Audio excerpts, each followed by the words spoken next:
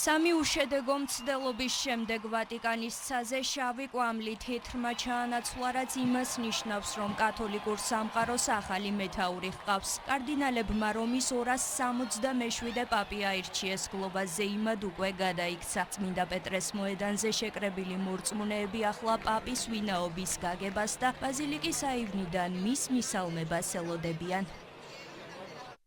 კათოლიკეები წმინდა პეტრეს მოედანზე თეთრი კვამლის ამოსვლამდე რამდენიმე საათით ადრე შეიკრიბნენ. ახლა მხოლოდ იმაზე ლოცულობენ, რომ მომავალი პაპი მისი წინამორბედის გზას გაყვეს და ხალხი ეკლესიაში დააბრუნოს.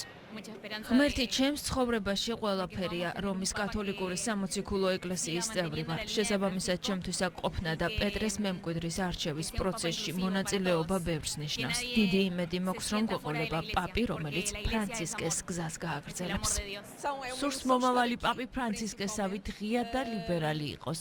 ეს ხალხის ეკლესიისკენ მოსაზიდად საუკეთესო გზაა. ვატიკანის ისტორიაში ახალი თავი დაიწერა. სუტანა და მიტრა უკვე ცრემლების ოთახში, ანუ კონკლავის ერთ-ერთ ყველაზე გასაიდუმლოებულ სივრცეშია. ახლა დარჩეული პაპის სწორედ აქ შევა და შეიმოსება, შემდეგ კი წმინდა პეტრეს ბაზილიკის აივანზე გამოჩნდება და მაშინ კათოლიკური სამყარო ახალ სულიერ ლიდერს გაიცნობს.